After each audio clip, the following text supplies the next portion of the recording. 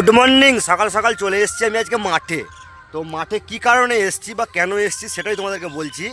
আর মাঠে যারা চাষবাস করো আর কি তাদের জন্য স্পেশালি এই ভিডিওটা। তো মাঠে এসেছি, এই যে জমিটা দেখতে পাচ্ছ, এই জমিটা আমাকে এই ভিতেটা মানে এই ভিতেটা কাটতে হবে। তো আমি চলে এসেছি, আর এই যে সাবমার্সেল। তো যারা মাঠে চাষবাস করো তারা ভিডিওটা দেখছো, কিন্তু সহজে কিভাবে তুমি কিছু করবে, ভাই সহজ কোনো কিছুই হয় না। তোমাকে কষ্ট করতে হবে। তুমি চাষি, তুমি কোনো নেতা ঘরের ছেলে নয়, তুমি কোনো মন্ত্রীর ছেলে নয় যে তুমি বাপের টাকায় ফুটুনি মারবে, স্করপিও গাড়ি চাপবে, বিএমডাব্লিউ গাড়ি চাপবে, ফরচুনার চাপবে। ভাই তোমাকে খেটেই খেতে হবে।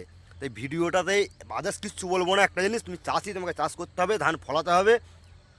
দাম থাকুক না থাকুক, দাম বাড়লে নেতা মন্ত্রীরা রাস্তায় নেমে পড়বে হরতাল করতে, দাম বেড়ে গেছে।